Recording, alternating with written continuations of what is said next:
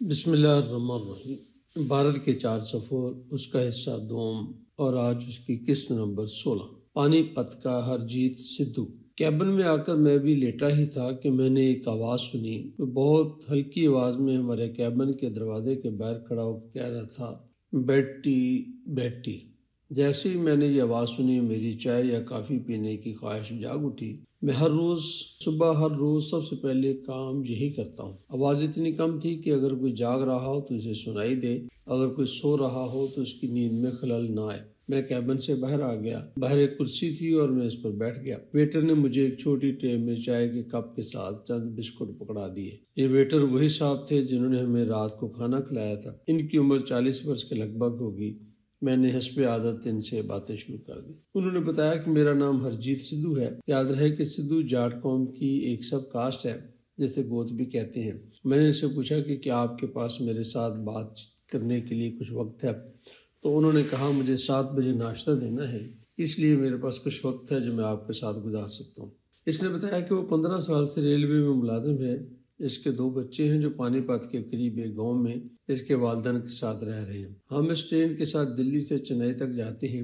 ایک دن چنئی میں آرام کرتے ہیں اور اس سے اگلے دن واپس دہلی جاتے ہیں، پھر ایک دن دہلی میں آرام کرتے ہیں اور پھر اسی ٹرین کے ساتھ واپس چنئی چلے جاتے ہیں۔ تنخواہ بھی ٹھیک ہے اور کچھ ٹپ مل جاتی ہے تو اچھا گزارا ہو جاتا ہے۔ بچے ایک سرکاری اسکول میں پڑھ رہے ہیں جہاں فیس وغیرہ نہیں ہے۔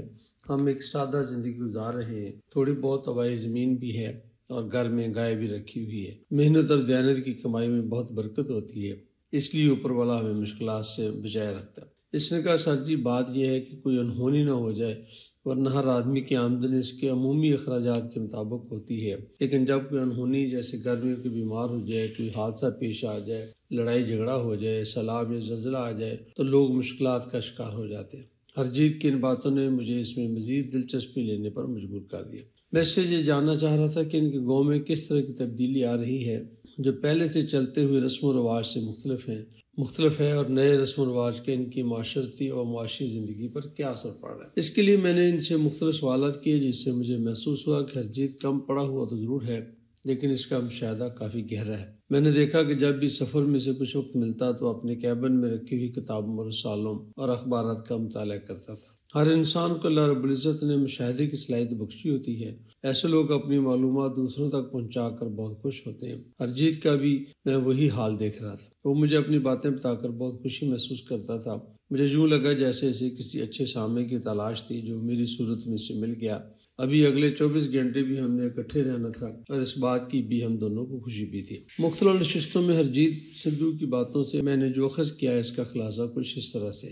بھارت میں سب سے پہلے مردم شماری 1951 میں ہوئی۔ اس مردم شماری کے مطابق بھارت کی آبادی 35 کروڑ تھی۔ شرح خواندگی 18% تھی۔ اوسط عمر 32 سال تھی۔ اب تعلیم کی شرح 50% ہے۔ آبادی تقریباً 70 کروڑ سے زائد ہے۔ بھارتی معاشرے پر اس تبدیلی کے اثرات معاشرتی اور معاشی دونوں طریقے سے ہیں۔ یاد رہے کہ یہ بات 1999 کی ہے۔ ہرجیت نے بتایا کہ ہمارے گاؤں میں کوئی بھی گھر ایسا نہیں جس کے بچے اسکول نہ جاتے ہوں۔ اکثر لڑکیاں بھی پڑھ گئی ہیں، لڑکے بھی کسی سے پیچھے نہیں رہے۔ ہماری نگاہ میں سب سے ناپسندیدہ تبدیلی ہمارے بچوں کا بزرگوں سے میل جول کا طریقہ کار ہے۔ ہم والدین سے اختلاف نہیں کرتے تھے، جبکہ موجودہ نسل کے بچے اپنے والدین سے اختلاف بھی کرتے ہیں اور ان سے بحث بھی کرتے ہیں، جو بظاہر تو بری بات نہیں لیکن ہمیں اچھی نہیں لگتی۔ دوسری بات یہ کہ جب کوئی بچہ پڑھ لکھ جاتا ہے تو گاؤں میں رہنا پسند نہیں کرتا۔ وہ یہ سمجھتا ہے کہ دیہاتی زندگی جمود کا شکار ہوتی ہے اور یہاں ترقی کے مواقع بہت کم ہوتے ہیں۔ اس کے ساتھ ساتھ یہاں زندہ رہنے کی ضروری سہولیات بھی میسر نہیں ہوتی، اس لیے وہ جیسے ہی اس قابل ہوتے ہیں کہ شہر میں رہ کر روٹی روزی کما لیں، وہ گاؤں چھوڑ دیتے ہیں، جیسے میں نے میٹرک کے بعد اپنے گاؤں کو چھوڑا۔ ہرجیت نے کہا، اس سوچ کے 2 اثرات مرتب ہوئے ہیں۔ پہلا اثر تو یہ ہوا کہ گاؤں کی ترقی رک گئی۔ پرانے لوگ ہیں اور ان کا پرانا ہی کھیتی باڑی کا طریقہ ہے، جیسے کچھ سمجھ بوجھ تھی وہ گاؤں میں نہیں رہا۔ اسی طرح سے دیہات ترقی میں بہت پیچھے رہ گئے۔ ہمارے ذہین بچے جو گاؤں کی ترقی کا باعث بن سکتے تھے شہروں میں آ گئے۔ اب شہر ترقی کر رہے ہیں اور گاؤں اسی جگہ پر کھڑے۔ اس نے بتایا کہ دوسرا معاملہ اس سے بھی زیادہ اہم ہے۔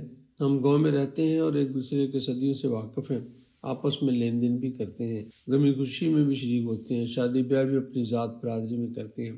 لیکن جب کچھ لوگ شہر میں آ گئے تو ان کے اخراجات بڑھ گئے۔ اب وہ ایک دوسرے سے تعاون نہیں کرتے اور اپنا بوجھ خود اٹھاتے ہیں، جو بعض اوقات نہیں اٹھایا جاتا۔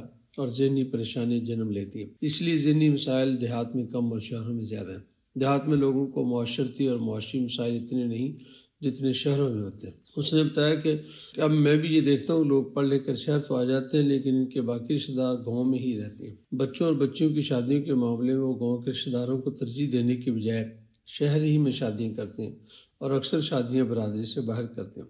ایسی شادیاں جو ناواقف لوگوں سے برادری کے باہر کی جاتی ہیں ان کی کامیابی کے امکانات 50% سے زائد نہیں ہوتے، جس سے طلاق کی شرح بھی بڑھ رہی ہے اور دیگر بے شمار مسائل بھی جنم لے رہے ہیں۔ اس کے علاوہ بھی اس نے میرے ساتھ بے تحاشا باتیں کی جن میں بعض ذاتی اور کچھ اس کے خاندان کی تھی۔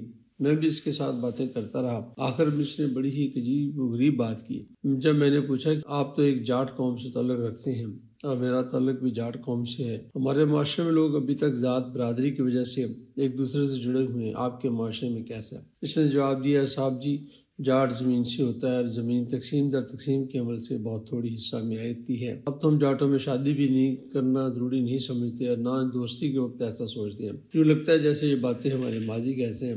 کسی غیر جاٹ قوم میں شادی کی بات کی جاتی ہے تو بڑی دلچسپ صورتحال پیدا ہوتی ہے۔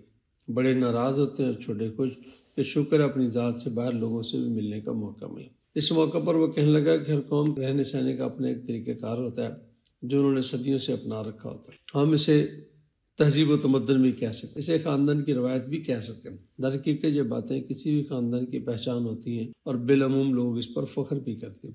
یہ بات اچھے اور برے کی نہیں بلکہ صرف اپنی زندگی گزارنے کے طریقہ کار، رہن سہن، شادی بیاہ کے موقع پر ہونے والے رسم و رواج، خاندان میں ایک دوسرے سے ملنے کے انداز اور اسی طرح کی بے شمار چیزوں کی ہوتی ہے جو ایک دوسرے سے مختلف ہوتی ہیں۔ ان باتوں کی بنیاد پر ہم یہ نہیں کہہ سکتے فلاں خاندان کے لوگ اچھے یا برے ہیں۔ ماسٹر صوفی دین محمد جو میرے پسندیدہ استاد ہیں، ان کا مطالعہ بہت اچھا ہے۔ میں اب بھی جاتا ہوں تو ان کے پاس بیٹھتا ہوں۔ وہ بوڑھے ہو گئے ہیں لیکن ابھی بھی باتیں کر لیتے ہیں۔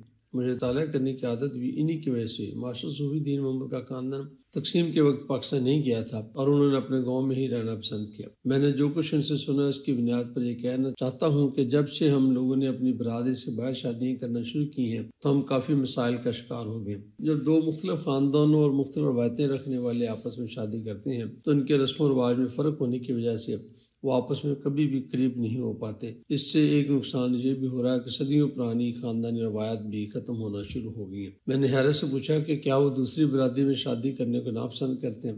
اس نے جواب دیا کہ نہیں، ایسا نہیں، لیکن میں یہ سمجھتا ہوں کہ شادی اپنے جیسوں میں کرنی چاہیے، جس سے مسائل بھی کم پیش آتے ہیں اور خاندان کی پہچان بھی باقی رہتی ہے۔ اس نے بتایا کہ میرے ماسٹر صوفی دین محمد بھی اسی بات کے قائل ہیں کہ شادی اپنے جیسوں میں کرنی چاہیے، لیکن اب معاشی اور معاشرتی فرق اور بچوں کو تعلیم کی وجہ سے جو شعور ملا ہے، اس کے ساتھ یونیورسٹی اور کالج میں آپس میں ملنے کا موقع ملتا ہے، اب برادری سے زیادہ اس بات کو ترجیح دی جاتی ہے کہ دونوں خاندانوں کی معاشی اور معاشرتی حیثیت کیسی ہے۔ بچے یہ سمجھتے ہیں کہ ذات سے زیادہ معاشی اور معاشرتی حیثیت اہم ہے۔ اس نے میں کہا کہ معاشی اور معاشرتی حیثیت تو بدلتی رہتی ہے، لیکن جو آج امیر ہیں وہ کل غریب ہو سکتے ہیں، لیکن خاندانی روایت تو نہیں بدلتی۔ اس لیے میں دیکھتا ہوں کہ ایسی شادیاں جو بچوں نے معاشی اور معاشرتی حیثیت کو سامنے رکھ کر کی ہوتی ہیں، ان میں بہت جلد دراڑ پڑ جاتی ہے اور کوئی اس دراڑ کو ختم کرنے والا بھی نہیں ہوتا۔ خود ہی لڑتے ہیں اور خود ہی صلح کرتے ہیں، جبکہ خاندان میں ہونے والی شادی میں دونوں خاندان کی یہ خواہش ہوتی ہے کہ سلسلہ چلتا رہے۔ کبھی کسی بھی ایسے موقع کی صورت میں سب مل جل کر اس دراڑ کو پورا کرتے ہیں۔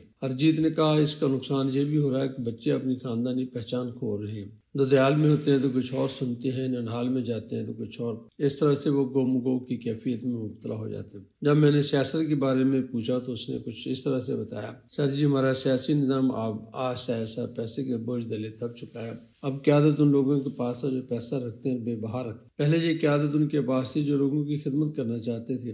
وہ لوگ کسی نظریے سے منسلک ہوتے تھے، ایک دوسرے سے نظریاتی اختلاف بھی کرتے تھے۔ اب عام آدمی کے بس میں نہیں ہے کہ وہ سیاست میں حصہ لے، کیونکہ یہ انتہائی مہنگا کام ہے۔ اس میں وہی حصہ لے سکتا ہے جس کا پیسہ ہو اور اسے کمانے کے ذرائع بھی ہوں۔ اب یہ کاروبار ہے جہاں کمانے کے لیے خرچ کیا جاتا ہے۔ ہماری موجودہ اسمبلی میں آج سے 50 سال قبل والی اسمبلی کے مقابلے میں زیادہ امیر لوگ بیٹھے ہیں۔ اس کا نتیجہ یہ نکلا ہے کہ اب عام لوگ سیاسی باتوں سے کنارہ کشی کر گئے ہیں۔ لوگ گاؤں سے شہر آ کر معاشی جدوجہد میں مصروف ہو گئے ہیں۔ وہ صرف اپنی روزی روٹی کا بندوبست کر رہے ہیں، لہذا اب سیاست کچھ مخصوص لوگوں کے ہاتھ میں ہے۔ ووٹ تو ہمیں کسی نہ کسی کو دینا ہی ہوتا ہے۔ ہم اسی کو چنتے ہیں جو ہمارے مفادات کی نگرانی کرتا ہے۔ ہمارے لیے نظریہ سے زیادہ مفادات اہم ہو گئے۔ اس نے مجھے بھارتی معاشرے میں ہونے والی تبدیلی سے متعلق اور بھی بہت کچھ بتایا، جس سے مجھے بھارتی معاشرے کو جاننے کے لیے بےحد کامیابی ملی۔ تعلیم میں تبدیلی، آبادی میں اضافہ اور معاشرے میں چند لوگوں کے پاس بے تحاشا دولت، جب یہ سب کچھ ہوا تو معاشرے پر بھی ان کے برے اثرات نہ ہوں، یہ ممکن نہیں۔ یہ اثرات قابل قبول ہیں یا نہیں، یہ ایک الگ بحث ہے۔